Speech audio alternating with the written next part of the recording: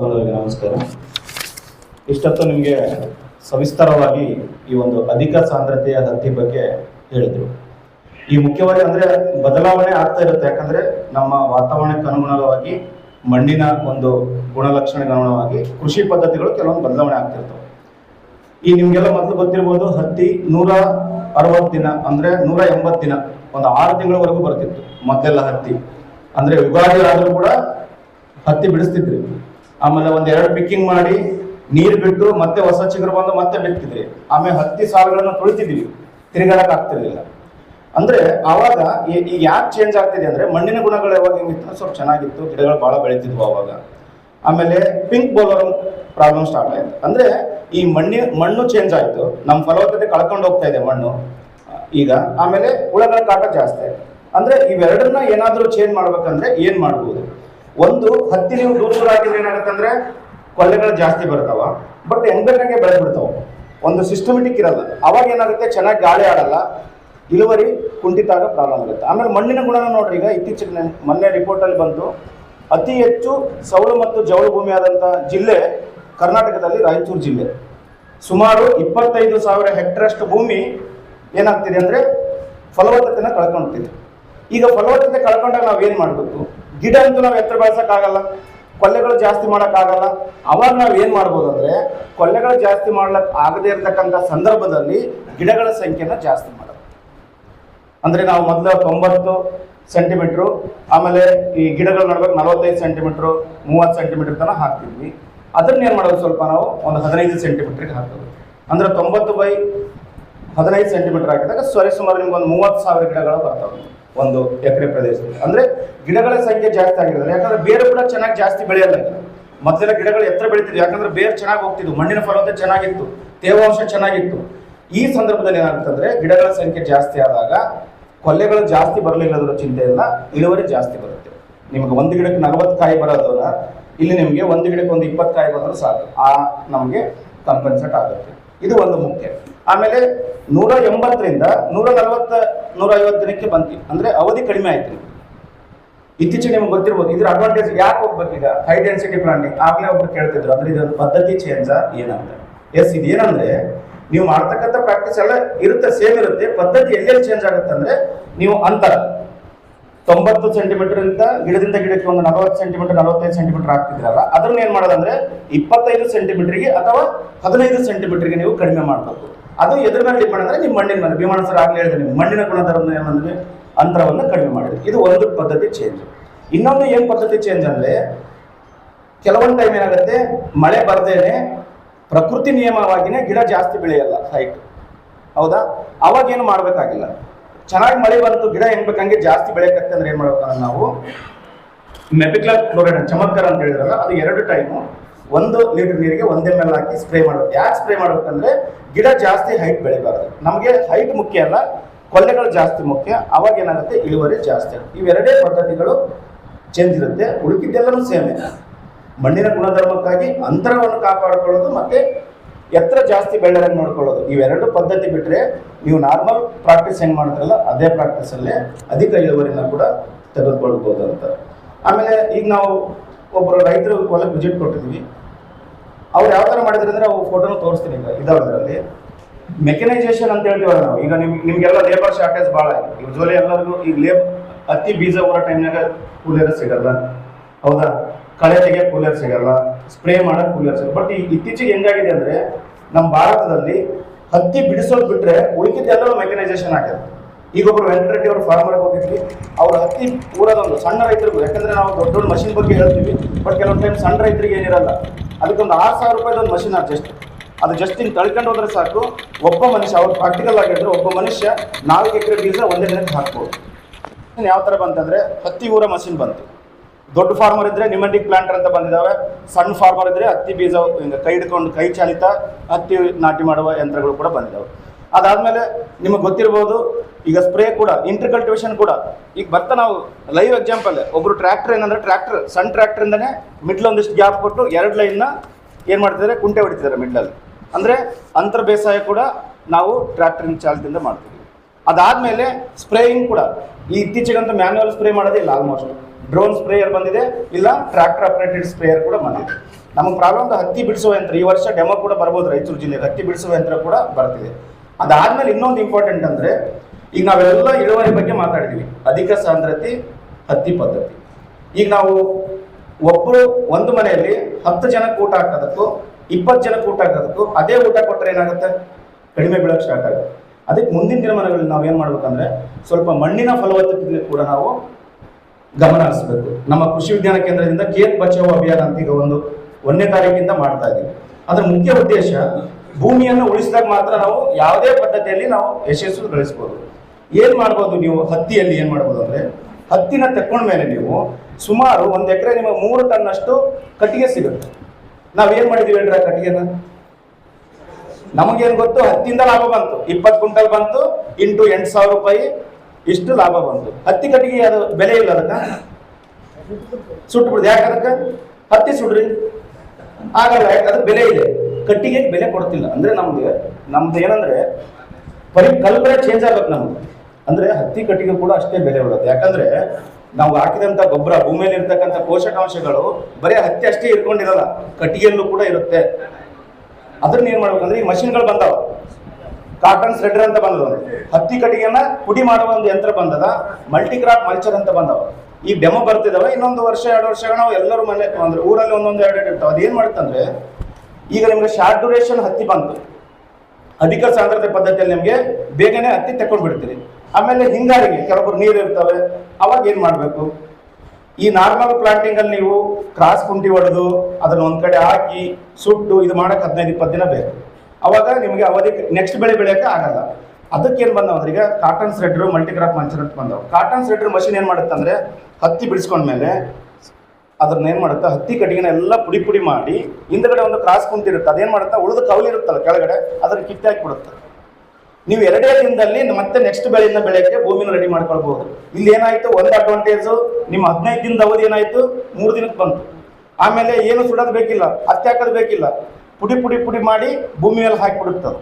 ಅಂದ್ರೆ ಮರಳಿ ಮಣ್ಣಿಗೆ ಪೋಷಕಾಂಶಗಳನ್ನ ನಾವು ಯಾವಾಗ ಅಂದ್ರೆ, ಈ ಬ್ಯಾಂಕಿಂದ ಲೋನ್ ತಗೊಂಡಿ ಅಂದ್ರೆ ಮತ್ತೆ ಬ್ಯಾಂಕಿಗೆ ಕಟ್ಟಬೇಕು ನಾವು. ವರ್ಷ ನಾವು ಕಟ್ಟದೆ ಹೋದ್ರೆ, ಅಂದ್ರೆ ಪೋಷಕಾಂಶ ಭೂಮಿಯಿಂದ ತಗೊಂಡಿವಿ ಅಂದ್ರೆ ಮತ್ತೆ ಭೂಮಿ ಕೊಟ್ಟಾಗ ಮಾತ್ರ ಮಣ್ಣಿನ ಫಲವತ್ತತೆ ಉಳಿಯುತ್ತೆ. ಅದರಿಂದ ಏನಾಗುತ್ತೆ, ನೀವು ಇನ್ನೊಂದು ಬೆಳೆ ಬೆಳೆಯಕ್ಕೂ, ಯಾಕಂದ್ರೆ ಇತ್ತೀಚೆಗೆ ಭೂಮಿ ವ್ಯಾಲ್ಯೂ ಜಾಸ್ತಿ ಆಗಿದೆ. ಇವನ್ ಲೀಸ್ ಮಾಡ್ಬೇಕಾದ್ರೆ 30,000 ರೂಪಾಯಿ ಎಕರೆ ಲೀಸ್, ಬರೀ ಹತ್ತಿಯಿಂದ ತಕ್ಕೊಂಡು ಲೀಸ್ ಕೊಡೋದು ಕಷ್ಟ ಆಗಿದೆ. ಅದಕ್ಕೆ ಇತ್ತೀಚೆಗೆ ನೋಡ್ರಿ, ಈ ಭಾಗದ ಎಲ್ಲ ರೈತರು ಅವರು ಕೂಡ 2ನೇ ಬೆಳೆಗೆ ಹೋಗ್ತಿದ್ದಾರೆ. ಹತ್ತಿ ತೆಕ್ಕಡ ಮೇಲೆ ಕಡ್ಲಿ ಹಾಕಿದ್ದಾರೆ, ಕುಸಿಬೆ ಹಾಕಿದ್ದಾರೆ, ಎಳ್ಳು ಹಾಕ್ಯಾರ, ಸಾಸಿವೆ ಹಾಕಿದ್ದಾರೆ. ಕೆಲವೊಬ್ಬರು ರೈತರು ಮತ್ತೆ ಮೊದಲು ಗೋಧಿ ಬೆಳೀತಿದ್ರು, ಇತ್ತೀಚೆಗೆ ಬಿಟ್ಟಿದ್ದೀವಿ, ಈಗ ಮತ್ತೆ ಗೋಧಿ ಕಾಣ್ತಿದೆ ಎಲ್ಲ ಹೊಲದಲ್ಲಿ. ಅಂದ್ರೆ ಇವೆಲ್ಲ ಒಂದು ಮೆಕನೈಸೇಷನ್, ಅದರಿಂದ ಏನಾಗ್ತಿದೆ, ಸಾಧ್ಯ ಆಗ್ತಿದೆ. ಅದಕ್ಕೋಸ್ಕರ ಆಮೇಲೆ ಇನ್ನೊಂದು, ನಾವು ಏನು ಬೆಳೆ ಹಾಕಲ್ಲ, ಅಟ್ಲೀಸ್ಟ್ ನೀರಿತ್ತಂದ್ರೆ ಹಸಿರಿಲ ಗೊಬ್ಬರ ಹಾಕ್ಬೇಕು. ಎಷ್ಟು ಜನ ಹಸಿರಿಲ ಗೊಬ್ಬರ ಹಾಕ್ತೀವಿ ರೀ? ಭತ್ತದ ಗದ್ದೆಗೆ ಹಾಕ್ತೀವಿ, ಪಿಳ್ಳೆ ಪಿಸರು, ಈ ನಿಮ್ಮ ಭಾಗದಲ್ಲಿ ಸಿನ್ನೂರ್ಗೆ ಹೋಗೋ ಪಿಳ್ಳೆ ಪಿಸರು ಹಾಕ್ತೀವಿ. ಬಟ್ ಹತ್ತಿ ಹೊಲದಲ್ಲಿ ಎಷ್ಟು ಹಾಕ್ತೀವಿ, ಯಾರು ಹಾಕ್ತೀವಿ? ಅಂದ್ರೆ ರಸಗೊಬ್ಬರ ಮೇಲೆ ಬರೀ ಡಿಪೆಂಡ್ ಆದ್ರೆ ನಮ್ಮ ಭೂಮಿ ಉಳಿಯಲ್ಲ.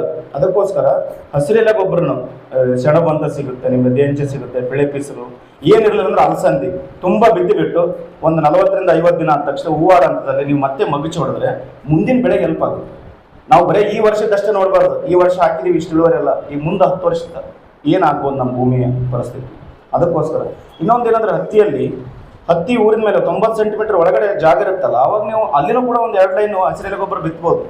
ಬಿತ್ತಿದ್ರೆ ಏನಾಗುತ್ತೆ ಅಂದ್ರೆ, ಒಂದು 30-35 ದಿನ ಆದ್ಮೇಲೆ ಮಗುಚಿ ಹೊಡಿಬಹುದು, ಕಳೆನೂ ಕೂಡ ಬರಲ್ಲ, ಮತ್ತೊಂದು ಗೊಬ್ಬರ ಹಾಕಿದಂಗೆ ಆಗುತ್ತೆ. ಅದು ಇವೆಲ್ಲ ಅಂತರ ಬೆಳೆ ಪದ್ಧತಿಗಳು ಕೂಡ ನಾವು ಮಾಡಬೇಕು. ಇವೆಲ್ಲ ಮಾಡೋದ್ರಿಂದ ಏನಾಗುತ್ತೆ ಅಂದ್ರೆ ನಿಮ್ಗೆ ಇಳುವರಿ ಜಾಸ್ತಿ ಆಗುತ್ತೆ. ಈಗ ಯಾಕಂದ್ರೆ ಈ ಅಧಿಕ ಸಾಂದ್ರತೆ ಪದ್ಧತಿ ಇನ್ನೊಂದು ಪ್ರಮುಖ ಏನಂದ್ರೆ, ಬರ್ತಾ ಏನಾಗ್ತಿದೆ, ನಮ್ದು ಏರಿಯಾ ಕಡಿಮೆ ಆಗ್ತಿದೆ. ಈಗ ನಾವು ಒಂದು 10 ವರ್ಷದಿಂದ 143 ಮಿಲಿಯನ್ ಹೆಕ್ಟರ್ ನಮ್ದು ಉಳುಮೆ ಮಾಡ್ತಕ್ಕಂಥ ಭೂಮಿ ಇದೆ ನಮ್ಮ ದೇಶದಲ್ಲಿ ಅಂತ ಹೇಳ್ತೀವಿ. ಬಟ್ ಇವತ್ತಿನ ಪರಿಸ್ಥಿತಿ ನಮಗೆ 140ಕ್ಕೆ ಬಂದಿದೆ. ಅಂದ್ರೆ 3 ಮಿಲಿಯನ್ ಹೆಕ್ಟರ್ ಭೂಮಿ ಬಿಲ್ಡಿಂಗ್ ಕಟ್ಟಕ್ಕೆ, ರೋಡ್ ಮಾಡಕ್ಕೆ, ಏನೇನೋ ಫಲವತ್ತತೆ ಕಳ್ಕೊಂಡು, ಅಂದ್ರೆ ಬರ್ತಾ ವರ್ಷ ಜನಸಂಖ್ಯೆ ಜಾಸ್ತಿ ಆಗ್ತಿದೆ, ಉಳುಮೆ ಮಾಡ್ತಕ್ಕಂಥ ಭೂಮಿ ಕಡಿಮೆ ಆಗ್ತಿದೆ. ಅದಕ್ಕೋಸ್ಕರ ಇಂಥ ಒಳ್ಳೆ ತಂತ್ರಜ್ಞಾನಗಳು ನಾವು ಉಪಯೋಗ ಮಾಡಿಕೊಂಡಲ್ಲ ಅಂದರೆ, ಆಮೇಲೆ ಹತ್ತಿಗೆ ಅಥವಾ ಭೂಮಿಗೆ ಯಾವಾಗಲೂ ನಿಮ್ಗೆ ಬೇವಿನ ಹಿಂಡಿ ಸಿಕ್ತಿತ್ತಂದ್ರೆ ಸ್ವಲ್ಪ ಬೇವಿನ ಹಿಂಡಿ ಹಾಕ್ರಿ. ಅಂದ್ರೆ ಮಣ್ಣನ್ನು ಒಂದು ಜೀವಂತ ವಸ್ತುವನ್ನಾಗಿ ನಾವು ನೋಡ್ಕೊಂಡಾಗ ಮಾತ್ರ ಯಾವುದೇ ತಂತ್ರಜ್ಞಾನ ಇದೆ, ಅಧಿಕ ಸಾಂದ್ರತೆ ಇರಲಿ, ಬೇರೆ ಮುಂದೆ ಇನ್ನೂ ವಾತಾವರಣಕ್ಕೆ ಮತ್ತು ಮಣ್ಣಿನ ಅನುಗುಣವಾಗಿ ಬೇರೆ ಪದ್ಧತಿಗಳು ಬರ್ತಾವೆ. ಆ ಪದ್ಧತಿಗಳು ಯಾವಾಗ ರೆಸ್ಪಾನ್ಸ್ ಮಾಡ್ತಾವಂದ್ರೆ ನಿಮ್ಮ ಮಣ್ಣಿನ ಫಲವತ್ತತೆ. ಆಮೇಲೆ ರಸಗೊಬ್ಬರ ಬರುತ್ತೆ. ರಸಗೊಬ್ಬರ ಆದಂತೇಳಿ ಹೆಂಗ್ ಬೇಕಂಗೆ ಹಾಕ್ಬಿಡೋದು. ನಾವೇನಾದ್ರೂ ಇನ್ನೋರಿಗೆ ಆ ರಸಗೊಬ್ಬರ ಪಾಕೆಟ್ ಮೇಲೆ ಏನು ಬರುತ್ತೆ ಅಂತ ನೋಡೋದು. ಈಗ ಯೂಸರ್ ಒಂದು ಯೂರಿಯಾ ಗೊಬ್ಬರ ಹಾಕ್ತಾರೆ, ಯೂರಿಯಾ ಗೊಬ್ಬರ ಮೇಲೆ ಏನು ಬರೆದಿರುತ್ತ, ಚೀಲದ ಮೇಲೆ ಎನ್ ಅಂತ ಬರೋದು ಎಷ್ಟು % ಬರೆದಿರ್ತಾರ, 46%. ಅಂದ್ರೆ ಒಂದು 100 kg ನೀವು ಯೂರಿಯಾ ಗೊಬ್ಬರ ಭೂಮಿಗೆ ಹಾಕಿದ್ರೆ ಅದರಲ್ಲಿ 46 kg ಸಾರಜನಕಾಂಶ ಇರುತ್ತೆ. ಓಕೆ, 46 kg ನಾವು ಭೂಮಿಗೆ ಹಾಕಿದ್ರೆ ಆ 46 kg ಬೆಳೆ ತಗೊಳ್ಳಲ್ಲ.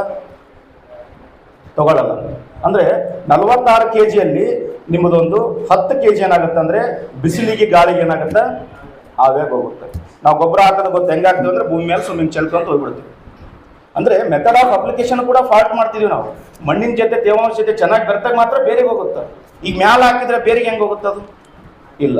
ಇದೊಂದು ಅಲ್ಲಿ 10% ಹೋಯ್ತು, ಎಷ್ಟು ಉಳಿತು? 36% ಉಳಿತು. ಅದರಲ್ಲಿ 10% ಏನಾಗುತ್ತೆ, ಜಾಸ್ತಿ ಮಳೆ ಬಂದ್ರೆ ಏನಾದ್ರೆ ಏನಾಗುತ್ತೆ ಅಂದ್ರೆ ನೀರಿಗೆ ಕರ್ಕೊಂಡು ಹೋಗುತ್ತೆ. ಉಳಿಕೆಣದಷ್ಟು ನಮಗೆ 26ರಿಂದ 30% ಅಷ್ಟೇ. ನಾವು 100 kg ಗೊಬ್ಬರ ಹಾಕಿದ್ರೆ ಸಾರಜನಕ 30% ಅಷ್ಟೇ ಗಿಡಕ್ಕೆ ಹೋಗುತ್ತೆ, ಉಳಿಕಿದ್ದೆಲ್ಲ ವೇಸ್ಟ್ ಆಗುತ್ತೆ. ಅದಕ್ಕೋಸ್ಕರ ಈ ಹಸಿರೆಲೆ ಗೊಬ್ಬರಗಳು, ತಿಪ್ಪೆ ಗೊಬ್ಬರಗಳು ಇವೆಲ್ಲ ಹಾಕೋದ್ರಿಂದ ಏನಾಗುತ್ತೆ ಅಂದ್ರೆ ಅದರಲ್ಲಿ ಯಾವುದು ವೇಸ್ಟ್ ಆಗಿ ಹೋಗಲ್ಲ. ನಾವೇನಾದ್ರು ನಮ್ಮ ಭೂಮಿಗೆ ಹಸಿರೆಲೆ ಗೊಬ್ಬರ, ತಿಪ್ಪೆ ಗೊಬ್ಬರ ಹಾಕಿದ್ವಿ ಅಂದ್ರೆ ಇವತ್ತಿನ ದಿನ ಹತ್ತಿ ಒಂದು 10 ದಿನ ಮಳೆ ಲೇಟ್ ಆದ್ರೂ ಕೂಡ ತಡ್ಕೊಳ್ಳುತ್ತೆ. ಯಾಕಂದ್ರೆ ಮಣ್ಣಿನಲ್ಲಿ ತೇವಾಂಶ ಇರುತ್ತೆ. ಈಗ ಮಣ್ಣಿನಲ್ಲಿ ಯಾವುದೇ ಸಾವಯವ ಗೊಬ್ಬರಗಳೇ ಇಲ್ಲ, ಸೂಕ್ಷ್ಮಾಣು ಜೀವಿಗಳೇ ಇಲ್ಲ. ಮಳೆ ಬಂದ ತಕ್ಷಣ ಏನಾಗುತ್ತೆ, ನೀರು ಹಿಡ್ಕೊಳ್ಳೋದೇ ಇಲ್ಲ ಭೂಮಿಯಲ್ಲಿ. ಅದಕ್ಕೆ ನೀರು ಹಿಡಿದಿಟ್ಟುಕೊಳ್ಳುವ ಶಕ್ತಿ ಜಾಸ್ತಿ ಆಗಬೇಕಾದ್ರೆ ಮಣ್ಣಿನಲ್ಲಿ ಸಾವಯವ ಇಂಗಾಲ ಪ್ರಮಾಣ, ಸಾವಯವ ಗೊಬ್ಬರಗಳ ಪ್ರಮಾಣ ಜಾಸ್ತಿ ಆಗಬೇಕು. ಈ ಒಂದು ನಾವು ಮಣ್ಣಿನ ಒಂದು ಗುಣಲಕ್ಷಣಗಳು ಚೆನ್ನಾಗಿ ಬಂತಂದ್ರೆ ಈ ಒಂದು ಅಧಿಕ ಸಾಂದ್ರತೆಯ ಒಂದು ಹತ್ತಿ ಪದ್ಧತಿ ಕೂಡ ನಿಮಗೆ ಇಳುವರಿ ಜಾಸ್ತಿ ಬರುತ್ತೆ. ಈಗ ಯೂಶ್ವಲಿ ನಾವು 76, 32, 32 ರಸಗೊಬ್ಬರ ಅಂತ ರೆಕಮೆಂಡ್ ಮಾಡ್ತೀವಿ. NPK ಸಾರಜನಕ, ರಂಜಕ, ಪೊಟ್ಯಾಶ್. ಯೂಶ್ವಲಿ ಯೂರಿಯಾ ಎಷ್ಟು ಚೀಲ ಹಾಕ್ತೀರಿ ನೀವು ಹತ್ತಿಗೆ? ಟೋಟಲ್ ಎಲ್ಲ ನೀವು ಸ್ಪ್ಲಿಟ್ ಎಲ್ಲ ಡೋಸ್ ಕೂಡಿ ಟೋಟಲ್ ಒಂದು ಹತ್ತಿ ಬೆಳೆ ತಗೊಬಿಟ್ಟಾರೆ. ಹಾಂ, ಎಷ್ಟು ರೀ? 3 ಚೀಲ. DAP ಮತ್ತೆ ಪೊಟ್ಯಾಶ್ ಆಕ್ಚುಲಿ ನಮ್ಮ ಭಾಗದಲ್ಲಿ ಇದೇ ಭೂಮಿಯಲ್ಲಿ ನಾವು ರಾಯಚೂರದೊಂದು ವಾತಾವರಣ ನೋಡಿದಾಗ ಸಾರಜನಕದ ಕೊರತೆ ಇದೆ, ಬಟ್ ಪೊಟ್ಯಾಶ್ ಅಷ್ಟೇನು ಕೊರತೆ ಇಲ್ಲ. ಆದ್ರೂ ಕೂಡ ಬೆಳೆಗೆ ಬೇಕಾಗುತ್ತೆ. 3ನೇ ಡೋಸಲ್ಲಿ ಸ್ವಲ್ಪ ಪೊಟ್ಯಾಶ್ ಹಾಕ್ಬೇಕು, ಕಾಂಪ್ಲೆಕ್ಸ್ ಅಲ್ಲಿ ಇರುತ್ತಲ್ಲ ಅಷ್ಟು ಸಾಕು. ಆಕ್ಚುಲಿ ನಮ್ಮ ಪ್ರಕಾರ 1 ಚೀಲ ಯೂರಿಯಾ, 2 ಚೀಲ DAP, 1 ಚೀಲ ಪೊಟ್ಯಾಶ್ ಒಂದು ಬೆಳೆಗೆ ಬೇಕಾಗುತ್ತೆ. ಆಮೇಲೆ ಬೆಳೆ ಬಿತ್ತ ಟೈಮ್ನಾಗ ಸ್ವಲ್ಪ, ಈ ಟೈಮಲ್ಲೂ ಕೂಡ ಮಳೆ ಬಂತಂದ್ರೆ ನೀವು ನೆಕ್ಸ್ಟ್ ಗೊಬ್ಬರ ಬಿತ್ತೀರಿ ಅಂದ್ರೆ ಮ್ಯಾಗ್ನೇಷಿಯಂ ಸಲ್ಫೇಟ್ ಸ್ವಲ್ಪ ಹಾಕ್ಬೇಕು. ಯಾಕಂದ್ರೆ ಅದು ಕೂಡ ಭಾಳ ಇಂಪಾರ್ಟೆಂಟ್. ಇಲ್ಲಾಂದ್ರೆ ಮುಂದೆ ಕೆಂಪೆಲೆ ರೋಗ ಬರುತ್ತೆ. ಆಮೇಲೆ ಇತ್ತೀಚೆಗೆ ನಿಮಗೆ ನ್ಯಾನೋ ಯೂರಿಯಾ, ನ್ಯಾನೋ DAP ಬಂದವು. ಅದು ಕೂಡ ಅಂದ್ರೆ ಅದರಿಂದನೇ ಎಲ್ಲ ಗೊಬ್ಬರ ನಾವು ಹಾಕಕ್ಕಾಗಲ್ಲ. ಅಂದ್ರೆ ಬೇರ್ನಿಂದ ಕೂಡ ಗೊಬ್ಬರ ತಗೊಳ್ತಾ ಬೆಳಿ, ಎಲಿಗಳ ಮುಖಾಂತರ ಕೂಡ ಗೊಬ್ಬರ ತಗೊಳ್ತಾ. ನೀವು ಒಂದು ಸ್ಪ್ರೇಯಲ್ಲಿ ಯಾವ್ದಾದ್ರು ಒಂದು 40-50 ದಿನದಲ್ಲಿ ಯಾವ್ದಾದ್ರು ಒಂದು ಸ್ಪ್ರೇ ಮಾಡ್ತಿದ್ರಿ ಅಂದ್ರೆ, 60 ದಿನದಲ್ಲಿ ಏನೋ ಸ್ಪ್ರೇ ಮಾಡ್ತಿದ್ರಿ ಅಂದ್ರೆ, one time nano urea spray ಮಾಡಿದ್ರೆ ಏನಾಗುತ್ತೆ ಅಂದ್ರೆ ಚೆನ್ನಾಗಿ ಬೆಳೆಗೆ ಸಾರಜನಕ ಸಿಕ್ಕು ಮುಂದೆ ಚಳಿಗಾಲ ಟೈಮಲ್ಲಿ ಸ್ವಲ್ಪ ನಿಮಗೆ ಕೆಂಪೆಲೆ ರೋಗ ಬರಲ್ಲ. ಈಗ ಹೈ ಡೆನ್ಸಿಟಿ ಕಾಟನ್ ಸಿಸ್ಟಮಲ್ಲಿ ಶಾರ್ಟ್ ಡ್ಯೂರೇಷನ್ ಇರೋದ್ರಿಂದ ಆ ಪ್ರಾಬ್ಲಮ್ ಕೂಡ ಬರ್ತಿಲ್ಲ. ಬಟ್ ಆದರೂ ಕೂಡ ಬೆಳೆಗೆ ಸಾರಜನಕ ಡೈರೆಕ್ಟಾಗಿ ಸಿಗೋದ್ರಿಂದ ನಿಮ್ಮ ಕಾಯಿ ಚೆನ್ನಾಗಿ ಬರುತ್ತೆ, ಕಾಯಿ ಚೆನ್ನಾಗಿ ಹೊಡೆಯುತ್ತೆ. ಅದಕ್ಕೋಸ್ಕರ ಈ ಒಂದು ಅಧಿಕ ಸಾಂದ್ರತೆಯ ಪದ್ಧತಿಯಲ್ಲಿ ನೀವು ತಳಿಗಳ ಆಯ್ಕೆ ಜೊತೆಗೆ ಮಣ್ಣಿನ ಫಲವತ್ತತೆ ಕೂಡ ಚೆನ್ನಾಗಿ ಕಾಪಾಡ್ಕೊಳ್ಬೇಕು. ಆಮೇಲೆ ರಸಗೊಬ್ಬರ ಕೂಡ ನಾವು ಹೇಳಿದೇವಲ್ಲ ಅಷ್ಟೇ, ನೀವು ಒಂದು 3 ಸ್ಪಿಟ್ಟಲ್ಲಿ ಚೆನ್ನಾಗಿ ಬೇಕಾದಷ್ಟೇ ಗೊಬ್ಬರ ಹಾಕಬೇಕು. ಅದ್ರ ಜೊತೆಗೆ ಸಾವಯವ ಗೊಬ್ಬರಗಳು, ಹಸಿರೆಲೆ ಗೊಬ್ಬರಗಳು, ತಿಪ್ಪೆ ಗೊಬ್ಬರ ಇತ್ತಂದ್ರೆ ತಿಪ್ಪೆ ಗೊಬ್ಬರ ಅಥವಾ ಅಂತರ ಬೆಳೆಯಾಗಿ ನೀವು ಹಸಿರೆಲೆ ಗೊಬ್ಬರಗಳನ್ನು ಹಾಕಬೇಕು. ಆಮೇಲೆ ಮುಖ್ಯವಾಗಿ ನೀವು ಹತ್ತಿ ಕಟ್ಟಿಗೆನ ಆದಷ್ಟು ಸುಡೋದು ಕಡಿಮೆ ಮಾಡಿ ಅದನ್ನೇ ನಾವು ಗೊಬ್ಬರಗಳನ್ನಾಗಿ ಮಾಡ್ಬೋದು. ಇನ್ನು ಮತ್ತೆ ಕಟ್ಟಿಗೆನ ಒಂದು ಕಡೆ ಕುಂಪೆ ಹಾಕಿ ಅಲ್ಲಿ ಎರೆಹುಳ ಗೊಬ್ಬರ ಕೂಡ ಮಾಡ್ಬೋದು.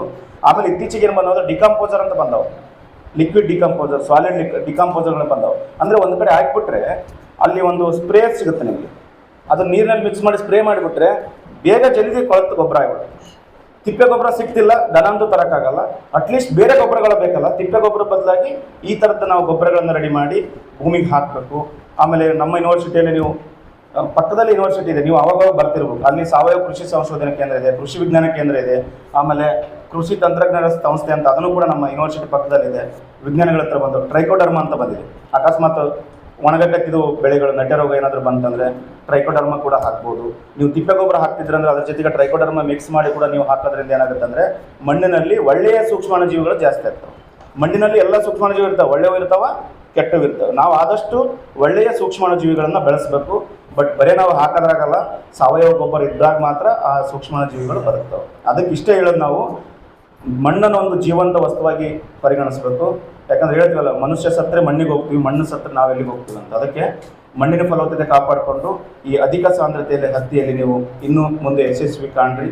ಏನಾದರೂ ನಿಮಗೆ ತೊಂದರೆಗಳಿದ್ದು, ಪ್ರಾಬ್ಲಮ್ ಇದ್ದವು ನಮ್ಮ ಕೃಷಿ ವಿಜ್ಞಾನ ಕೇಂದ್ರ, ಕೃಷಿ ತಂತ್ರಜ್ಞಾನ ಸಂಸ್ಥೆ, ಕೃಷಿ ಇಲಾಖೆ ಯಾವತ್ತೂ ನಿಮಗೆ ನಾವು ಹೆಲ್ಪ್ ಮಾಡೋಕ್ಕಿರ್ತೀವಿ.